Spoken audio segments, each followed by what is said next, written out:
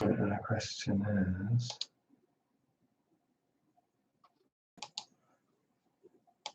testing.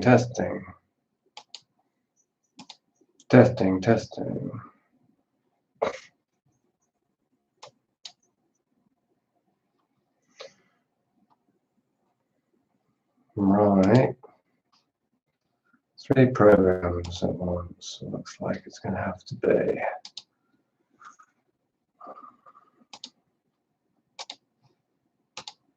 Testing. Right, that's that. Okay, Audacity's running. I'm in Zoom. And I'm on YouTube. That's the first.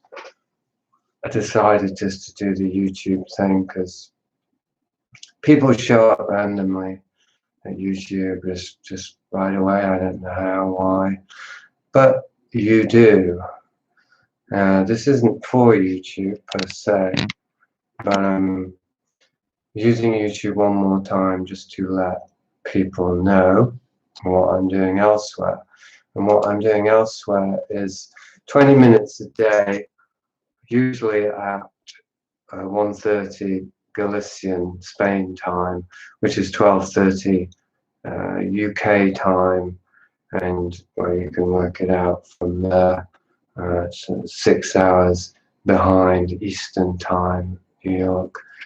So that would be 6:30 in the morning, I think, etc. So I might actually, well, I don't know, maybe I'll. For now, that's the time, but I'm late today. It's actually 2 o'clock here, so maybe I should change it to that time.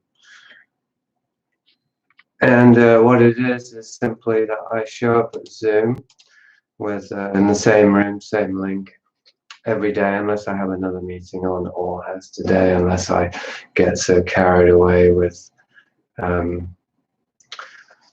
well, in this case, building a sort of low table thing for the bathroom, which is more or less finished. But even though it's a Sunday, which is normally my day off, I got stuck in to this particular project, which is very much what I enjoy, actually, as more than anything, perhaps, it's carpentry, even though I never trained in it.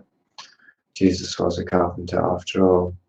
So anyway, that was a total digression. Unless I get distracted, so immersed in renovations, then there's another meeting already arranged. Then I do this every day for 20 minutes, we'll say, starting now at 2 o'clock. Take a breath, drink some water.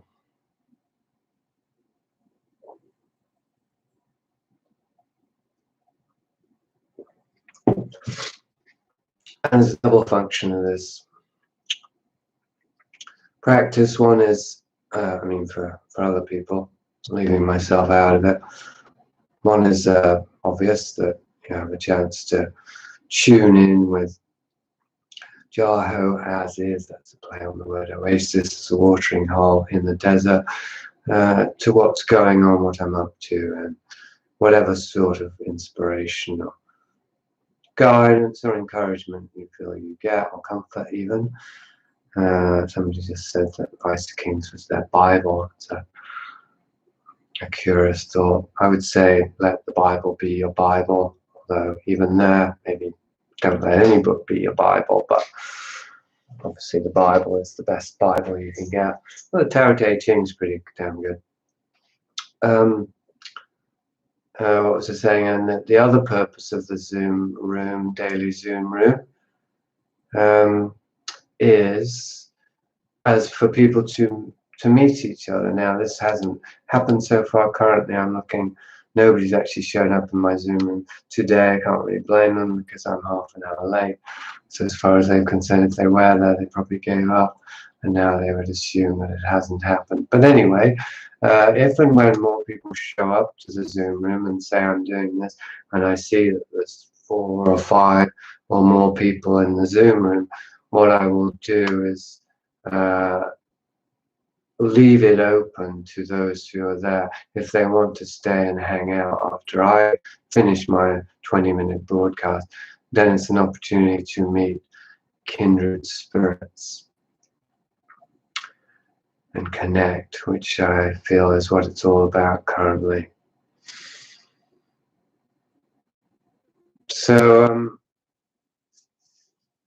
the 20 minutes isn't really interactive per se, although there is the chat function in Zoom as there is in Zoom. I see I even got a request in the YouTube, but I'm not going to address it because I've got so little time today, except to say that I'm available always by email. You can just email me, jason@protonmail.com. If you do have any questions or requests or what have you, that's the way to approach me. So yeah, so this is a free associative sort of 20-minute thing. I say it's non-interactive because I can't free associate so easily and interact. I certainly can't have actual dialogue, and nor can I keep, well, I can free associate in dialogues, but I can't keep it to 20 minutes if I open it up to interactive. There's just no way, really. So that's the reasoning behind that. And those who do want to interact probably should know by now how to do that. In case you don't, there are live Zoom meetings every week, several times a week, at not all hours of the day, but there's at least 2 different hours that make it suitable for pretty much all time zones. One is noon here, that's about 2 hours ago, and the other is 8 p.m. here, which is in about 6 hours. Those meetings are on Tuesdays, Wednesdays, Thursdays, and Saturdays so far. Doesn't leave much time for doing other things. You might think, well, because they don't take all day. I'm still doing my renovations. To repeat my email, Jason with a U at protonmail.com. You should really, well, that should, but you might want to know that I have a Landmade Man, a new website that has everything you need to know about contacting me in the different, not ways you can do, but different reasons or different contexts within which you can. I do one-to-one consultations and then these free meetings and then also workshops. All right, so I didn't expect to spend so much time kind of plugging myself there or just filling people in, but I guess that's what happens when I come to YouTube. And as I say, there is still no one on Zoom.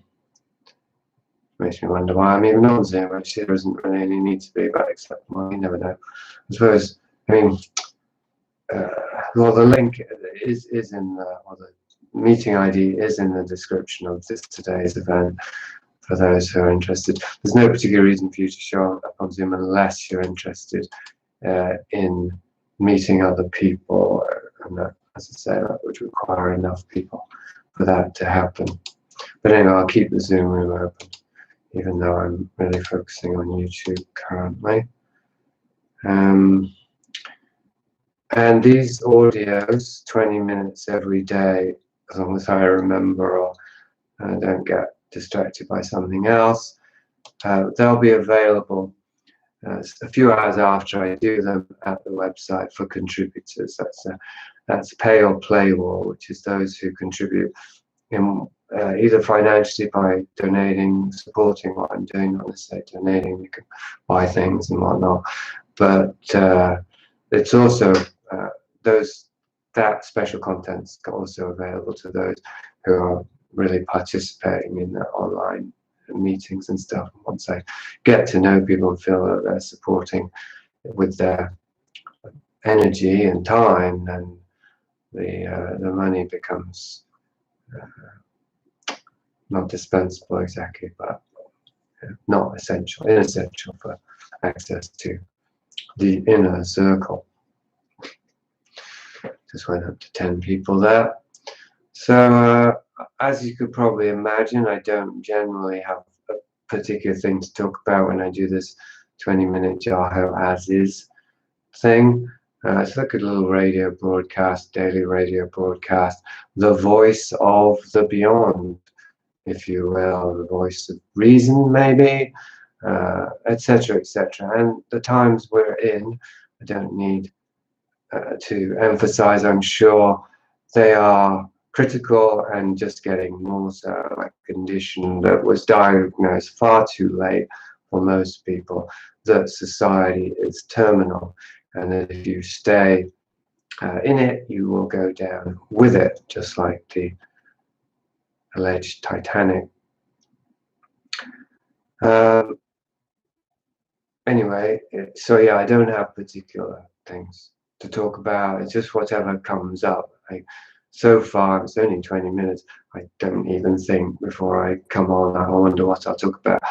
If something does pop up during the day before the event, then maybe that comes up. And today, something did pop up actually, so I might as well go there and see if there's anything in there. And it was binge watching on Netflix.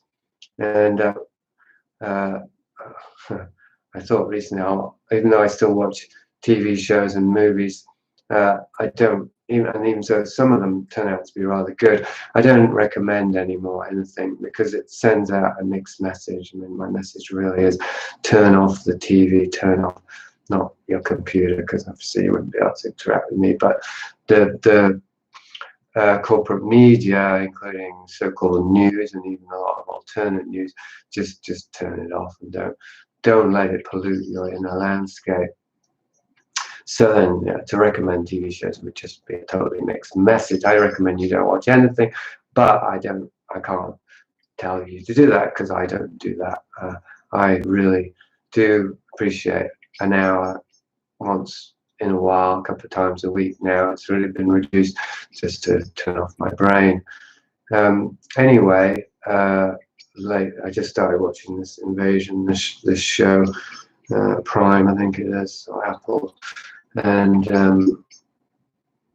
that wasn't really what led me to think that. I could digress now into the fact that within 10 minutes, the lesbian content had been introduced. And my wife always calls it, she's like, oh, she's going to be lesbian. I'm like, no, she's from Japan. I mean, they don't have that many lesbians in Japan, Charlie. But yeah, it doesn't matter. You have to have a lesbian in a TV show now, otherwise you will not get funding. And it's weird the way they use the lesbian thing, because it's as though it's there to make us care more about the characters somehow. It's like meant to save time, because they want you to invest in characters so you care about them, and somehow if we make them a lesbian, then people will care more. I think there's something like that going on beside the obvious, which is the plight of lesbians must be broadcast far and wide across the land because of the terrible persecutions that I don't even know, really. I don't know how much persecution lesbians have suffered per se. Can certainly make a case for homosexual men, obviously. But anyway, and I thought, and this isn't quite what I was going to say about binge watching, but it's very similar, that as the propaganda, in this case, progressive propaganda, gets so insidious and relentless that you cannot even start to watch a TV show without getting slimed with lesbian propaganda. It's not really lesbian, but you know what I mean, Fabian propaganda, let's say, for shorthand. It's going to get harder and harder to imbibe the propaganda. So it's really counterproductive. And that does pertain to the thought I'd had about binge watching, which is that Netflix and etc., the streaming and whatnot, they introduced this possibility for binge watching, which I personally, well, I don't ever binge watch anymore, because I couldn't possibly have time to watch 2 or 3 or 4 hour shows in a row, never mind 10. But in the sense that I might watch the same show every night and watch the whole season in a week or something like that. That happens. And I realized today that it's counterproductive for maintaining the spell of the society of the spectacle, because when you binge watch in a very short time period, you satiate much more quickly. I mean, binging, as we know, that word refers to when you overindulge and you satiate yourself and you feel sick afterwards. Everyone knows after binging you feel sick. That's baked into the word binge. So with TV shows, if you have a week to wait between episodes, you've got enough time to forget how crap it really was, or the bits you didn't like, and to just be curious to see what happened, enough to watch again, and then you feel a bit disgusted and repelled by the badness of it, or the propaganda of it, and you think, oh, I don't think I'll watch it anymore. But a week goes by, and then maybe feel like watching something. However, that's now not effective. I mean, it's no longer able to work that way, because we have often had the opportunity to cram, as it were, cram with content, and therefore become much more fully conscious of how much we don't want to watch it. So I thought this was a good example of how the system, the end state was the term I found today from this woman that's under Joe Biden. I can even tell you her name if you want, and it'll be super topical. If I can find it, shouldn't be too hard. People say end state, an ultimate end state whereby central bank accounts fully replace rather than compete with private bank deposits. So it has to do with removing deposit accounts from the private sector. It won't belong to you. But anyway, it's total digression. I was talking about how the end state, the super state, is coming into form now before our horrified eyes. Like Leviathan emerging from the depths of the human unconscious. It's got a built-in self-sabotage because of its voracious insatiability. It just wants to consume more and have more and more souls to harvest, and more control over our consciousness. It knows no checks and bounds, because it's a ravenous beast. And so then it makes these strategic, pushing too much propaganda into the product. On the other hand, I mean, to some extent, it probably is working with the younger generation, sadly, because they just don't know any different. But for us boomers and beyond, I mean, older than boomers, probably left after this current purge that's going on. But yeah, we're certainly not becoming woke, but we're wising up to the counterfeit woke bullshit culture. Thank God. I don't know, how many, but a few. It's 12 here today. It's a very archetypal, traditional number. So, okay, so I've got about 4 minutes. I think I did that spiel. It seemed like that was an insight, and it was worth bringing here. But as I say, the spirit of this, don't have a word for it, it's broadcast, this transmission, the daily 20-minute JaHO-asis, watering hole, is spontaneity, reassociative communication, expression of the life force. This is really what I have to share. It isn't so much the content. The content might be useful here and there, the message per se. It's going to be, in one sense, always changing at the surface, but on the other hand, it's always the same. The message is get out now while you can, reconnect to the life force, to the soul, be who you are before it's too late. Ignore, override all socio-cultural, political inhibitions about correctness or wrongness, and just be it, and then do it. Because I mean, when I say time is running out, that's always been the case. Death was always yapping at your heels, breathing down your neck, even if you're young. But this is bigger than that. We're heading into such a massive crisis that people are going to start completely losing their minds. And well, I don't have time. I've only got 3 minutes. I don't have time to begin to list the ways in which this crisis is going into hyperdrive. It's becoming an uber crisis, a crisis to end all crises. It is the ultimate crisis. It's the end of the species, and it's the final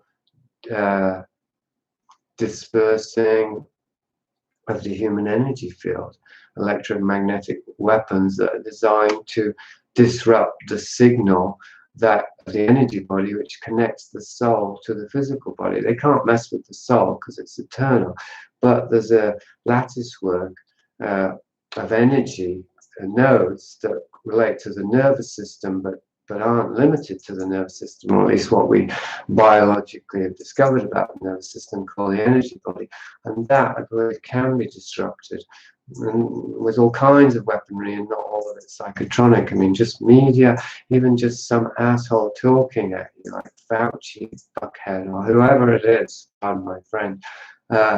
That the psychological warfare is everywhere and nowhere. It's on the inside. So yeah, so you do not want to lose your connection to your soul. I mean, you are your soul.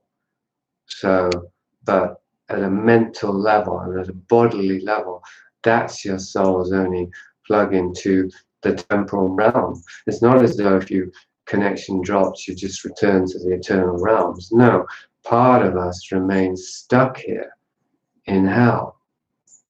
And I don't know how long that could be if there's no sentient body left on the planet at the end of this, which could be 10 minutes from now if there was a global catastrophe. Then I don't know what's going to happen there. I mean, it might take millions of years before some other species discover, etc., etc. We don't know how bad it could actually be.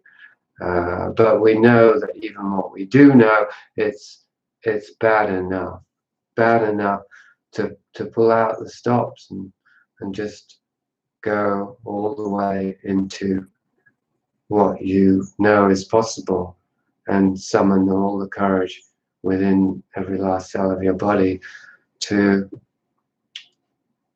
face the adversary head on. And I don't mean active protest or resistance. I'm not talking about the political adversary there.